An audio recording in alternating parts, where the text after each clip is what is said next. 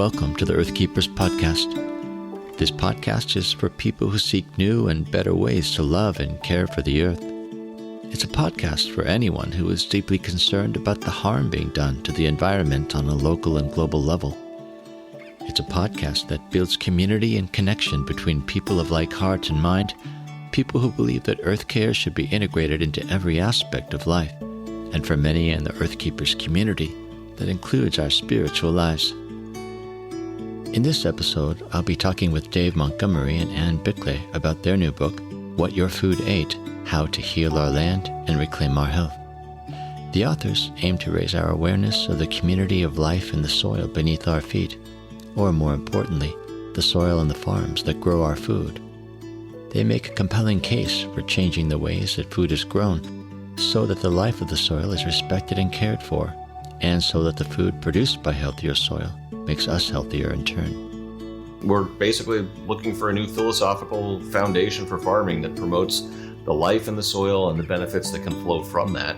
And also we're hoping to basically encourage people to think more, not just about what they eat, but where their food came from, how it was raised, quite literally what their food ate. Welcome, friends, to the Earth Keepers podcast.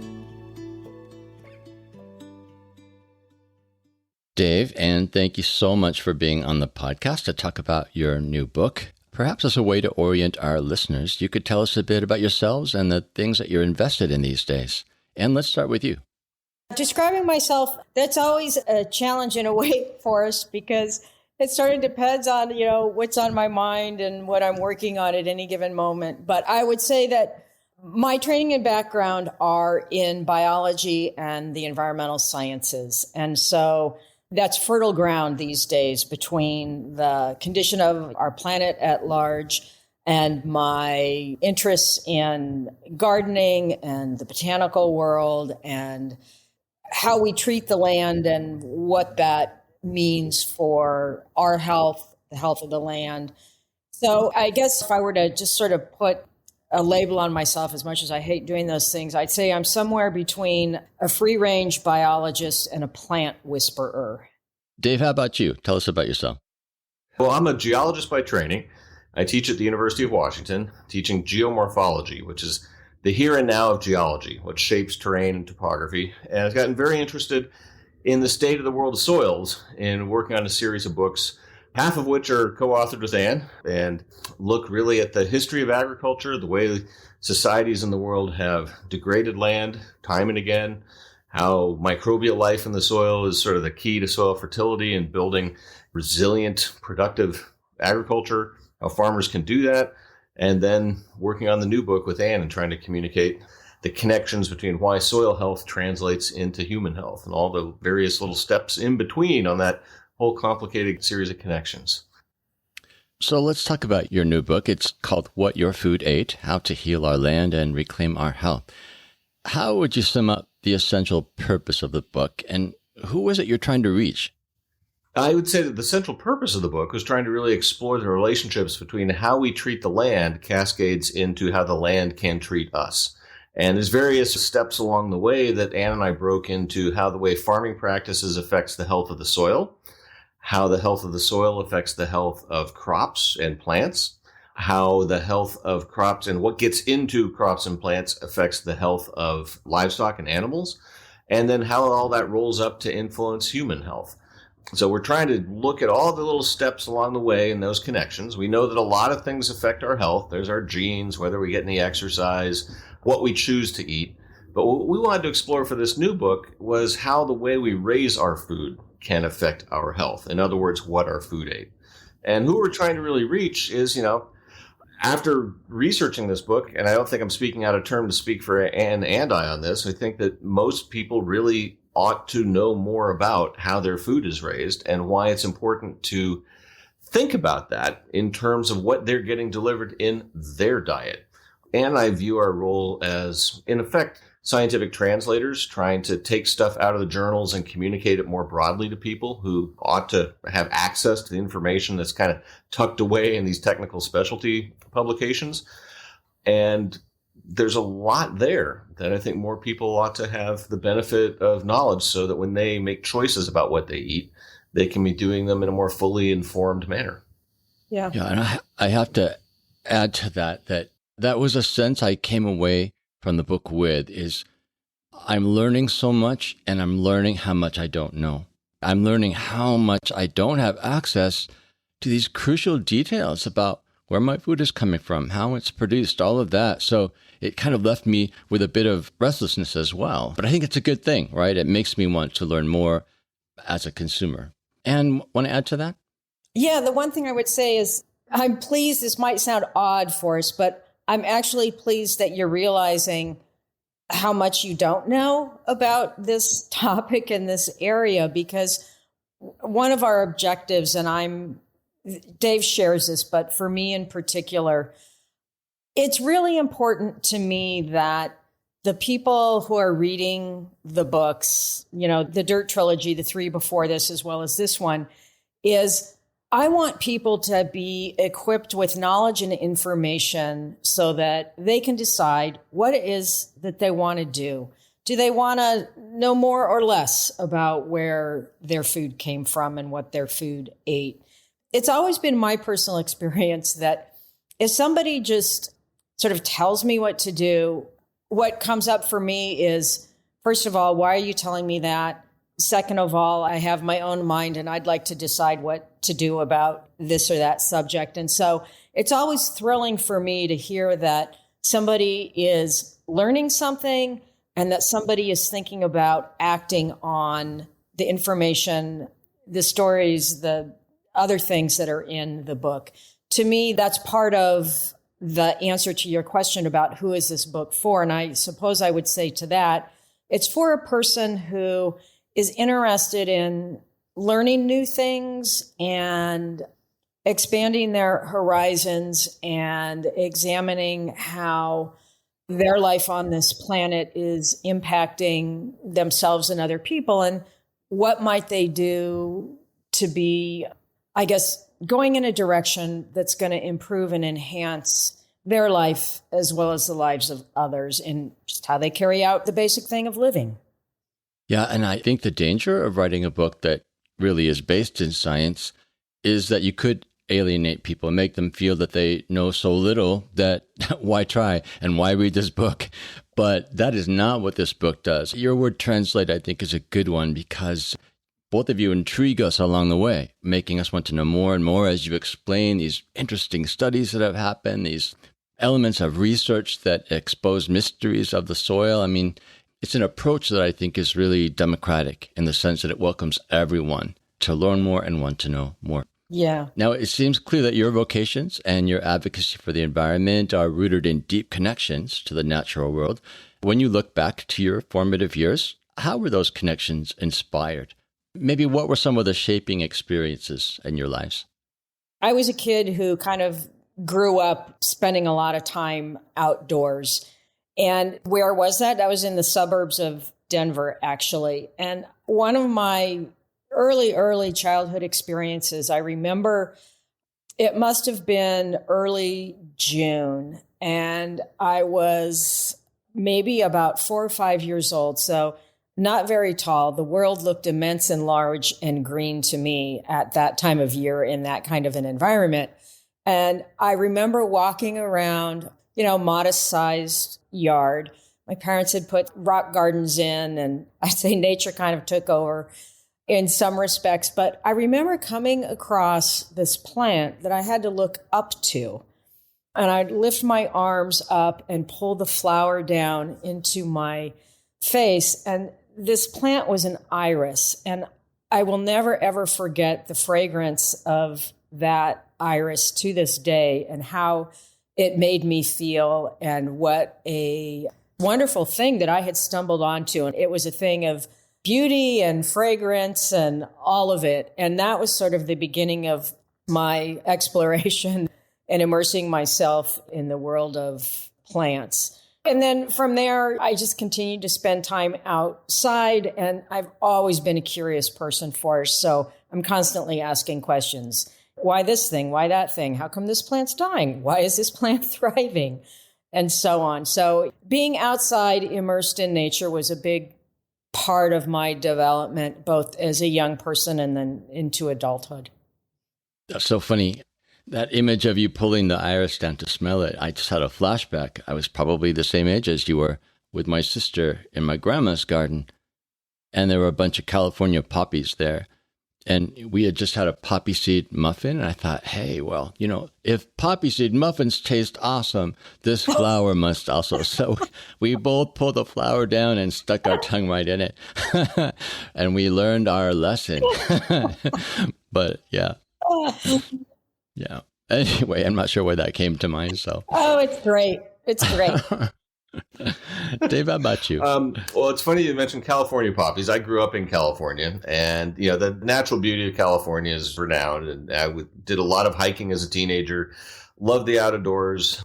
And when I got very interested in biology in high school, and then in college got diverted into geology, and that really sort of fed on a fascination for landscapes and terrain. I used to love maps as a kid, was fascinated with geography and spatial arrangements of things, and loved landforms, and feel very fortunate that I was able to essentially pursue studying that in the end for a profession. It was sort of a long, circuitous path to get there, but I think it really did feed on a long-running innate appreciation for the beauty of landscapes and a fascination for how they work, how they're shaped, and also, in the end, professionally now, sort of how the way people live on the land affects the way the land can affect future generations of people. So, practically speaking, what are the essential changes that you're calling for in the book, or maybe hoping for that the book will inspire? Well, I think a key change that we're really interested in spreading views on are the way we think about the soil, the way we think about the land, and our connection to it, and how the way that we treat the land ripples back up into the way that the land treats us.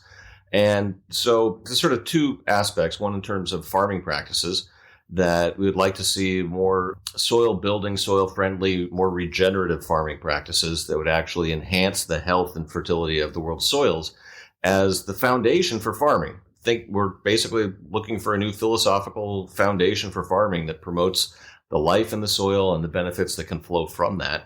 And also we're hoping to basically encourage people to think more, not just about what they eat, but where their food came from, how it was raised, quite literally what their food ate.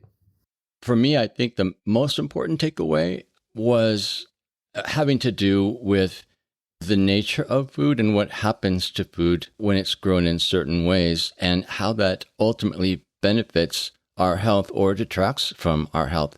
I'm wondering if you could talk just a bit more about that. When you address health issues in people, you come up with some really good supportive information and statistics about health, particularly in North America, for example. And I'm wondering if you could maybe summarize the problem that you're trying to address. What is it that a change in the way we grow our food might actually address in terms of people's health? Nutrition and the way we think about our bodies and the interactions between food and our bodies have been, I think, too narrow. And we mostly think about food in terms of calories, too much or too little. But one of the things that farming practices most influence about foods in the human diet is not so much related to calories, but it's related to these sort of three broad groups of what we call nutrients. Not all nutritionists would consider all of these things nutrients, and that's where maybe the way that scientists look at things haven't always been so helpful. But these three broad things, Forrest, are the most familiar to everybody is going to be fats. Fats are an incredibly diverse group of compounds and molecules. We often think, there's either saturated fats or there's unsaturated fats, and that's way, way too simplistic. They're a hugely interesting kind of compound found in plants, found in animal foods. So that's one broad area. The other one is phytochemicals. And so these are what plants are able to make by virtue of being a plant. And people will know phytochemicals by other names. One of them, for example, is beta carotene. So this is what makes carrots and foods in the squash family orange. And these phytochemicals help us because they don't really become, say, a part of our skin, or say the way calcium or magnesium gets incorporated into our skeleton. Phytochemicals don't really become a part of our cells and tissues, but what they do is they help our cells and tissues function normally. And one of the most important things they do is they're sort of our body's fix-it system. And when I say that, I don't mean just like one tool or like a screwdriver or a hammer. I mean, think about phytochemicals like the entire suite of things that you might find in a hardware store. So you got mops, you got detergents, you certainly have a lot of tools, you got duct tape, bungee cords, all of this stuff. And phytochemicals are absolutely essential to make sure that our bodies can fix things and so that we can keep going on living and, most importantly, be living a healthy life. And then that third category of things is for sure things like vitamins and minerals. And these, again, some of these things become a part of our cells and tissues. Others have this more of a facilitator role, like phytochemicals. They're sort of what just helps our bodies function normally. So phytochemicals, micronutrients, which include vitamins and minerals, and then fats. These three broad things are what farming practices can really influence. And maybe, Dave, you could take it from there and fill in any gaps.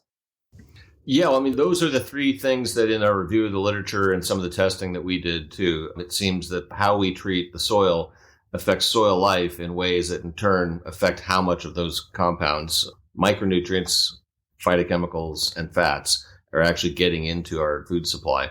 And you look in the medical literature, and there's lots of evidence that suggests that we want more of those things rather than less of them in our food. It can be difficult to basically connect how, if you change your diet in a specific way and eat a certain thing grown off a certain farm, how will that affect your health in a particular way? I mean, that's asking a lot to be able to make those kinds of connections. But in the general sense of what would make for a healthier diet for people, it sure seems like whole foods grown in healthy, fertile soils offer more of the compounds that we don't just need to be alive, but that will help us thrive, that will actually support our health.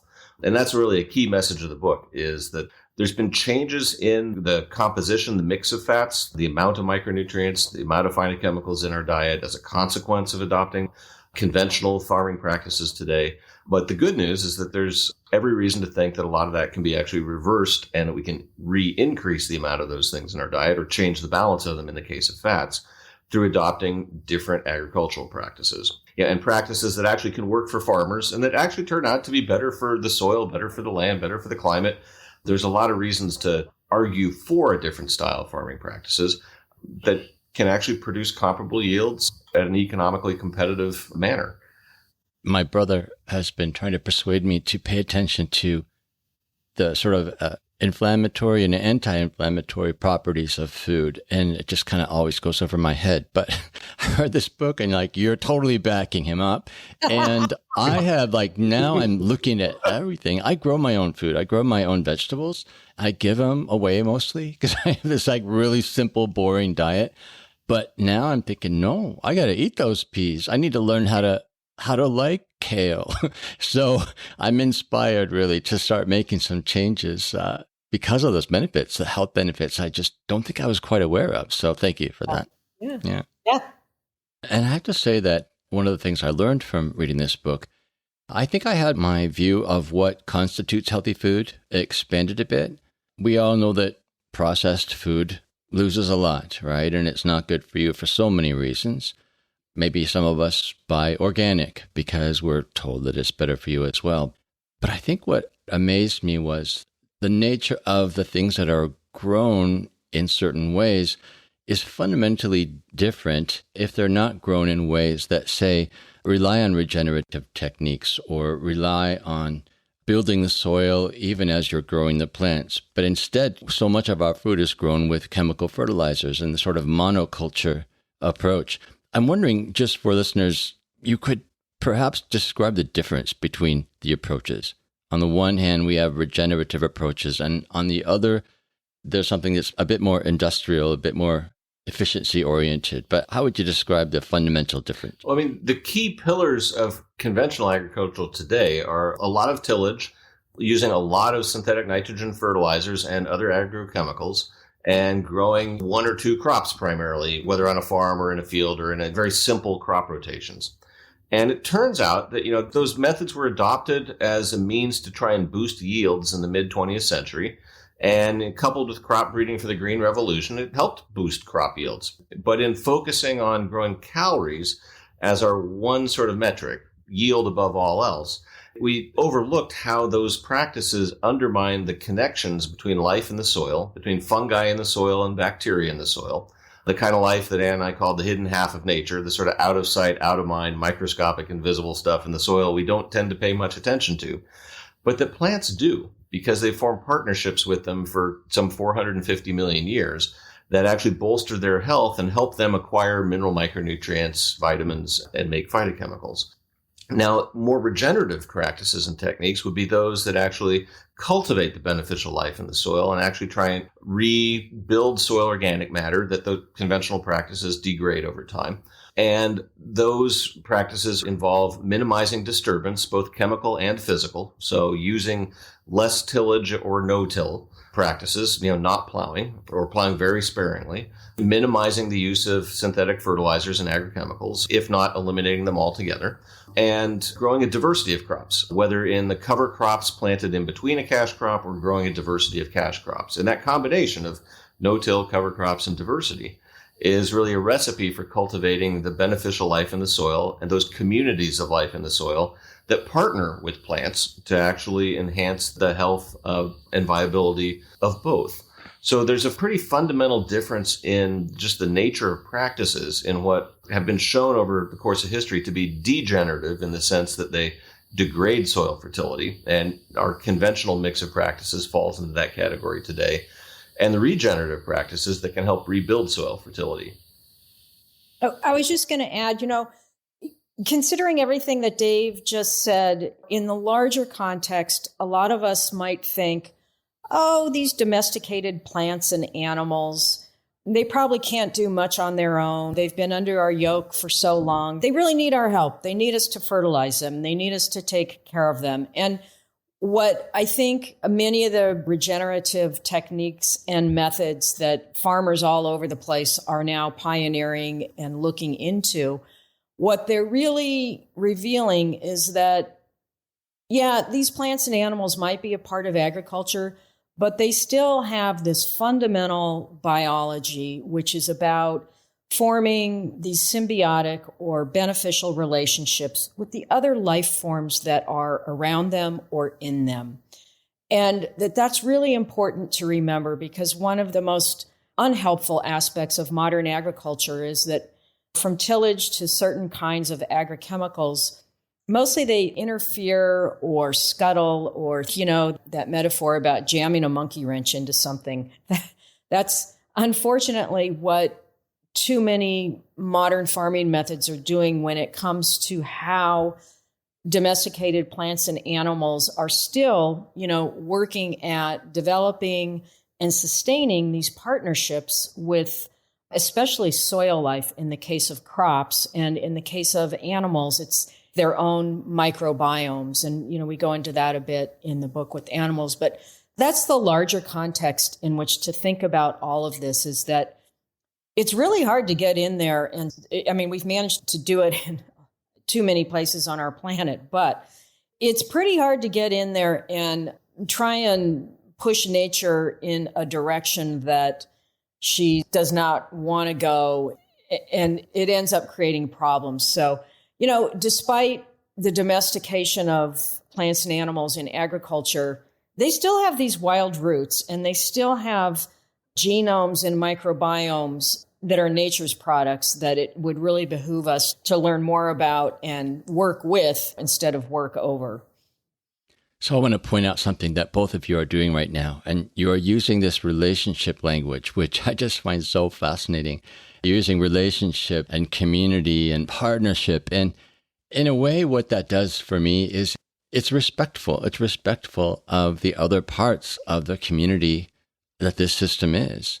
You sort of grant them beinghood by acknowledging that they're capable of partnership and collaboration, really. I just find that inspiring and challenging, because it challenges me to maybe become more aware of my interconnection, of my relationship that extends all the way down to mycorrhizal beings, and these tiny little things in the soil. It really kind of opens up a realm of mystery for me, I have to say, in a very good way, and makes, again, me want to learn more about that. Mm-hmm. We in the Circlewood community and in the community of this podcast, we talk a lot about indigenous culture because especially North American native cultures have taught us a lot about this idea of relationship and about really understanding the fact that creation or nature is really made up of beings, and that if we think in those terms, we're more respectful. We're more likely to be less abusive, less objectifying. In your book, you do mention native cultures and indigenous diets a few times, but I'm wondering if you could comment on what, if anything, you have observed about native cultures, indigenous cultures worldwide, really, and how they actually are looking at this interconnection, this community with the soil, with food, with their environment. Is that a factor in how you've been thinking about this? There's a long history in indigenous and traditional societies around the world at adopting practices to help sustain soil fertility, to try and maintain the productivity of the land. And people all around the world independently discovered that, planting legumes in some sequence in with your crops can actually help the next crop grow. They may not have understood about microbial life and nitrogen fixation and all that, but they had very strong, empirically grounded views of relationships between how they treated the land and what they should do in what sequence. There's the famous example in terms of diversity of crops with the three sisters in terms of North American agriculture, squash, beans, and corn.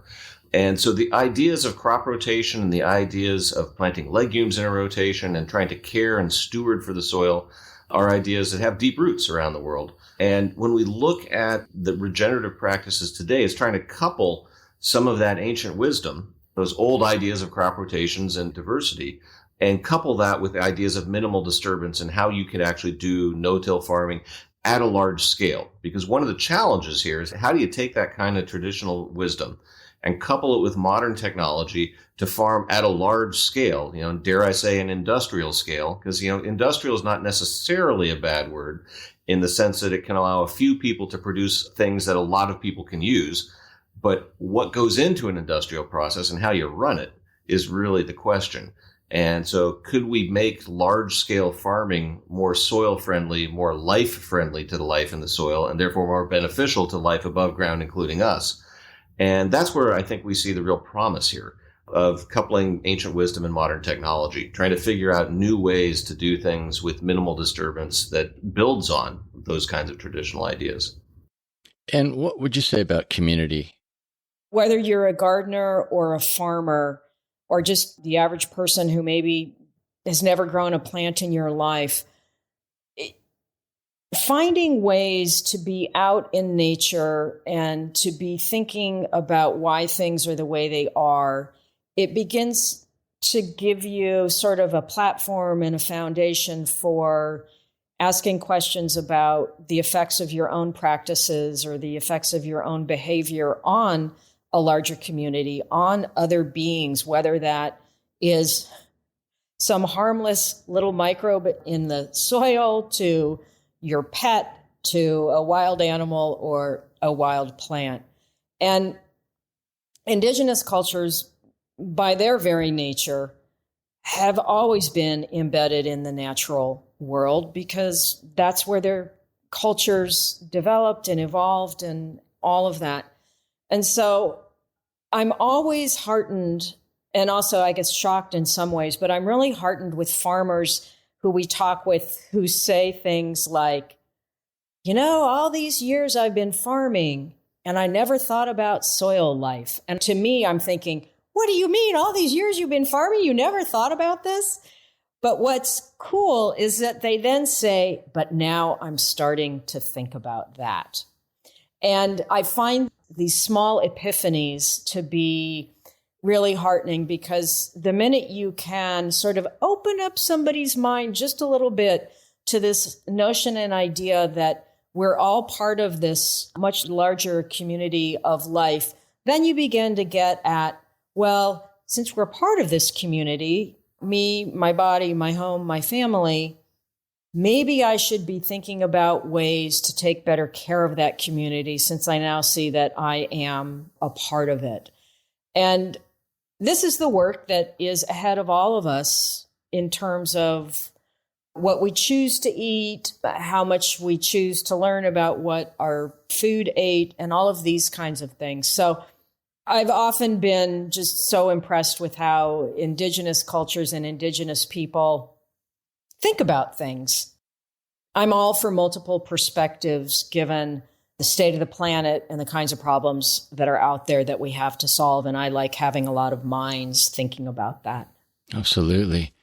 I want to pick up on this idea of once we see ourselves as part of the community, it does at least give us different choices to make. It makes us ask, well, what is my place? What is my responsibility? What is my part in all of this? I will say that reading this book, I came away with a kind of mixed feeling at the end because I kept getting stuck on the question, who am I and what could I possibly do to impact this sort of massive entrenched system of industrial agriculture that rules so much of the world? And maybe that's my question for you. How can I, or any of us as individuals, hope to promote change when the dysfunction of our food-growing industry seems to be mostly in the hands of corporations and governments and systems that are seemingly beyond our control, our influence? Yeah, I mean, we get asked this a lot, Forrest, and it's a really tough question, and it's a really good question, because ultimately that's going to be the route to solutions and to getting people writ large, from, you know, your average consumer to a farmer to an elected official, to get this collection of humanity to see that better stewardship for the soil is the way that we get better health for ourselves, better outcomes for the planet. If we can support the elected officials that are on the same page as we are with respect to everything that we talk about in the book and that we've been talking about here, then they can be the change makers within their own community of politics and elected officials. And a lot of that starts hyper-local. I'm thinking of schools and how a lot of this education and change starts with educating kids early on. I mean, I think about just how far recycling has come. And it's kind of funny. I was working on my father throughout my adult life to be a recycler. And he never recycled. His generation just wasn't that way. And I would say at times I had success with him, but I was still digging stuff out of the garbage. You know, Dad, this can, it is not something to throw away. And I was not even, as a kid, you know, there was not like a recycling curriculum or something like that. But I think when it comes to education today, getting kids involved with questions about where's my food come from and how do we grow it? And, oh, there's this thing called soil life. We're working with somebody now they have ideas about doing a children's book sort of about the microbial world in our body and in the soil. And their observations are really interesting in that they've got a young child and their kid is incredibly interested about his body, what goes on in there. And we're talking with him about the tiny doctors and the tiny farmers that are in our bodies and that are in the soil. And so I think there's a mind shift that can happen between the young and the old, between the unelected and the elected. And that this is, you know, at the hyper-local level of a family to the hyper-local level of an organization maybe like yours that are supporting farms and farmers that are interested in soil health. Because it's sort of like this when it comes, you know, I think sort of the bottom line on agriculture is that we're looking for agricultural practices that as a consequence of those very practices leave the soil and the soil community better off at the end of a harvest season, not worse off.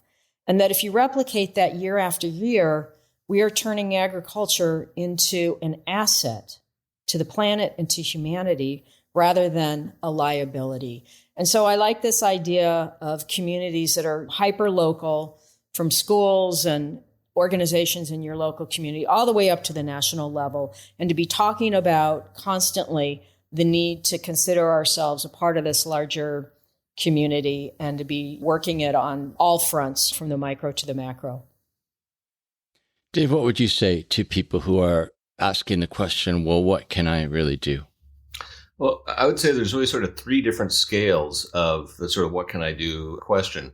The one is like, well, what are you eating and where are you getting it? How is it being grown and how much do you know about it? So learning more about how the food one has access to and the food one is choosing between, wherever one is getting it, and then following through on those choices to try and support the farming practices that you think are most appropriate.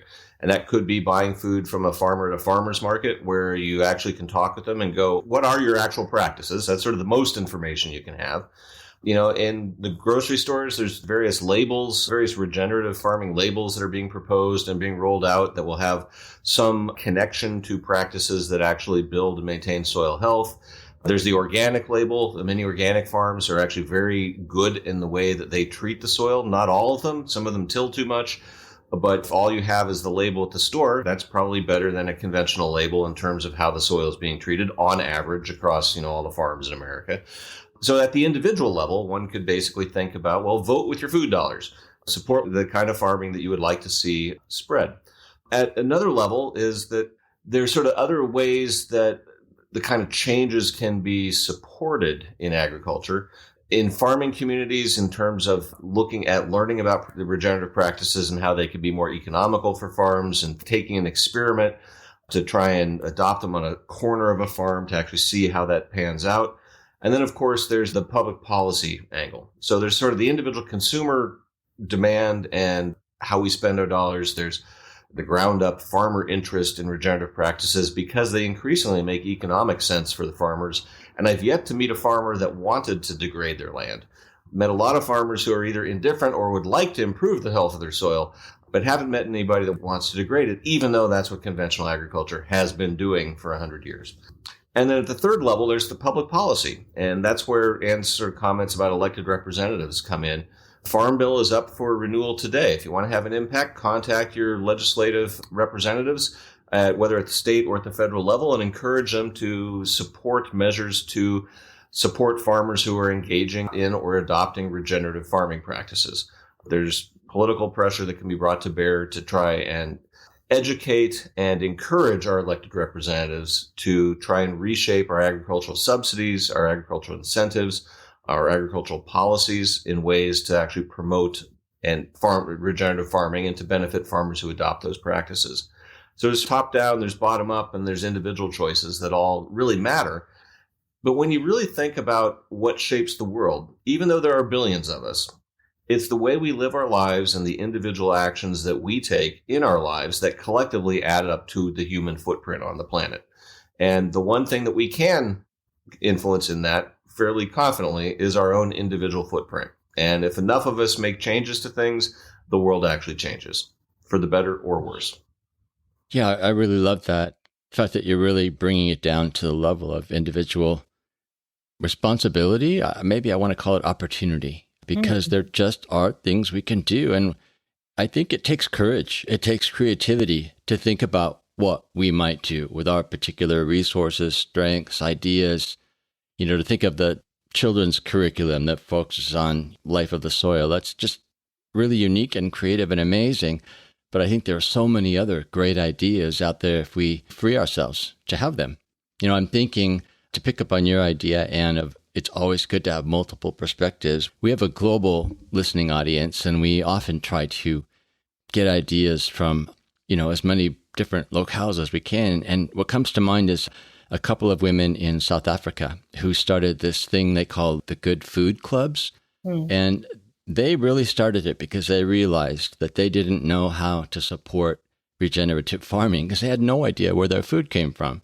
So they made it their task to gather some friends around them and figure that out. And so they began to create these co-ops where they were buying food from farmers who specifically were committed to regenerative practices and supporting them in that way. And along the way, having relationship with these farmers, learning about who they were and what their lives were like and what the pressures were on them to use various farming techniques. And it was just such a fascinating and inspiring example to me of what creative thinking and courage can lead to if you really believe that you can make a difference where you are, wherever you are. Yeah, I like that. And your mention of women in Africa makes me think of Wangari Maathai, who was the woman in Kenya who some years ago was noticing the impacts on soil of deforestation and farming and things like that. And she thought, well, what can I do? I'm just one person. Well, she went on to start a tree planting project that has been hugely successful. And she went on to do many other things, but that's where it all started. And she eventually received the Nobel Peace Prize in recognition of her efforts. So this is what one person can do. A lot with other people.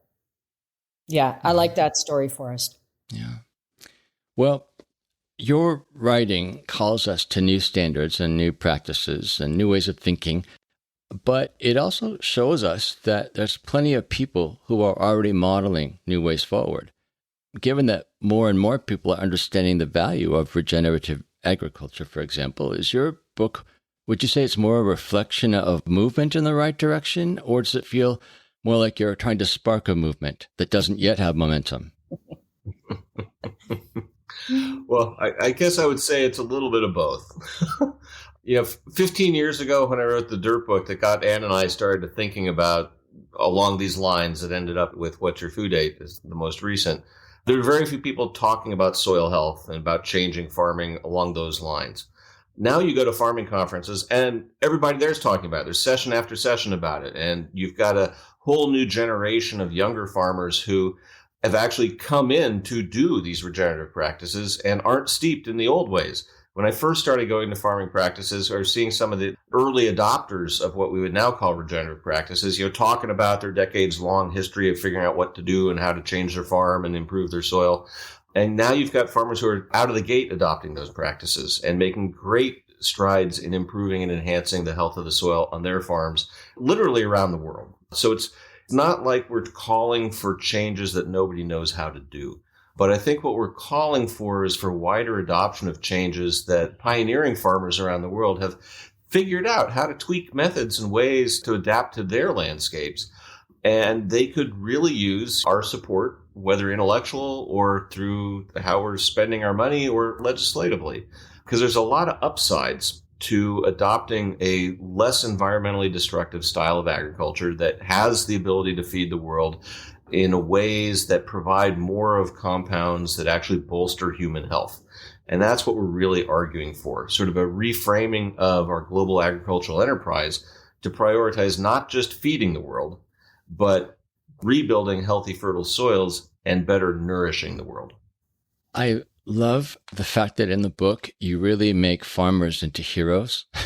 You have so many super great stories to write about farmers who are doing these new things and discovering new things and finding out that to do these new things is not a sacrifice. It's actually maybe making them more money to support their families and making their farms ultimately healthier. And I just find so much inspiration in the stories of the farmers. And the farmers don't get a lot of attention, I have to say, maybe not enough. I realized as I was reading these stories that I want to know more of these stories.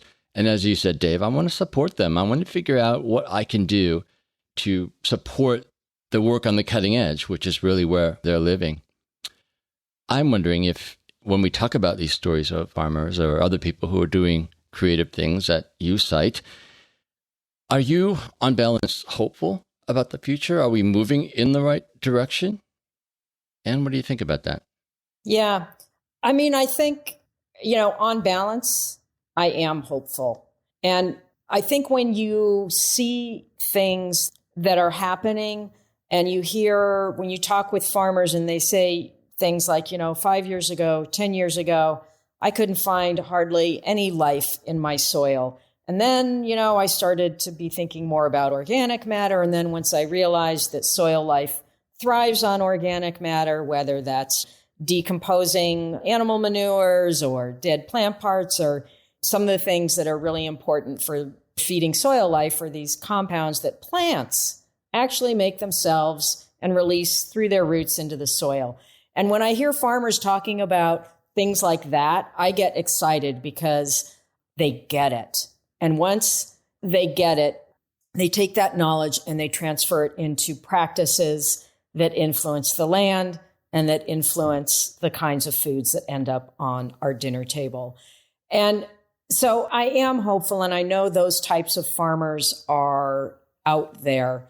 And I know, like Dave had mentioned, there's a lot of younger farmers coming into agriculture, and it makes me really hopeful about all of these younger people who sort of see the landscape maybe differently than a farmer who is closer to the end of their career.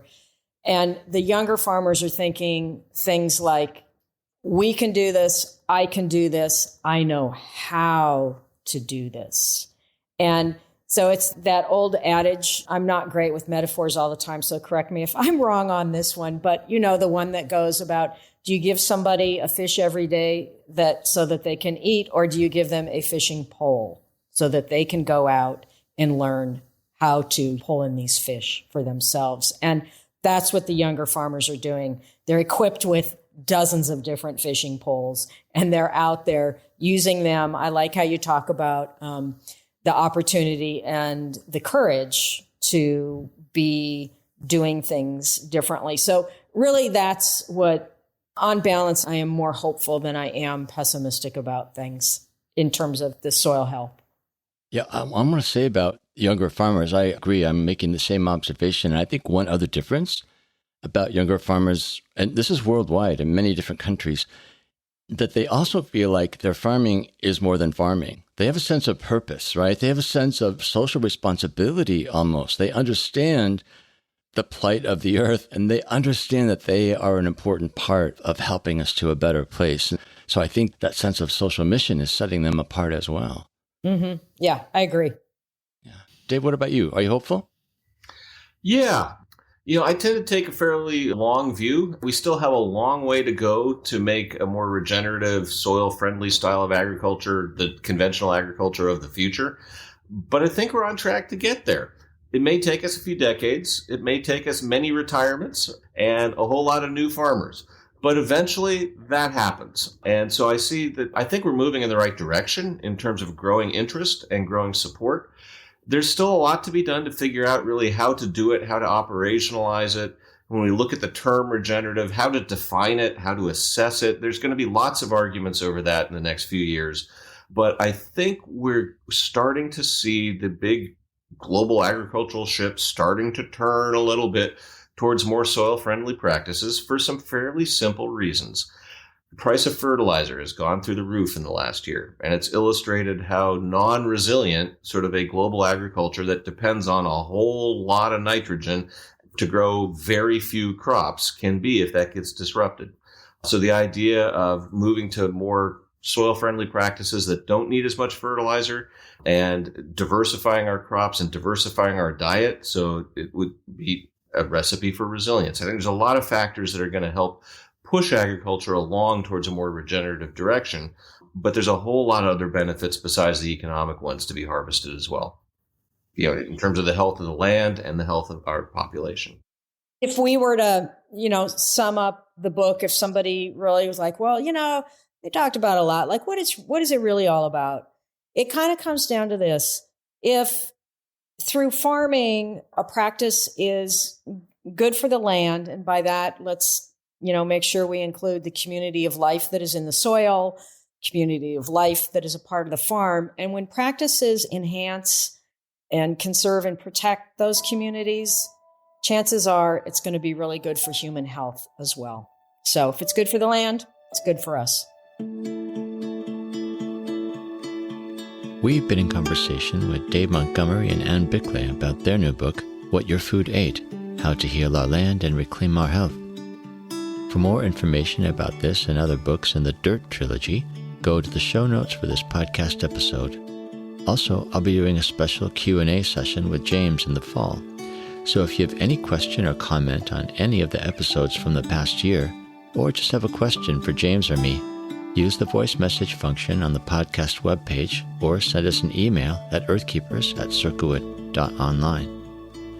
If you appreciate this podcast and want to help us expand its global reach, please show your support by subscribing.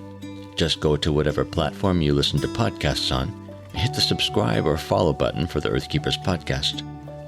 I'm Forrest Inslee, your podcast host. Our executive producer is James Amadon. Our producer is Dave Wolfers. Timothy Connor is our editor, and Forrest Reed is the creator of our original music. Our research assistant is Rochelle Nordman, and Jesselyn Gentry is our social media director. Thank you, friends, for listening, and please join us for our next conversation on the Earthkeepers podcast.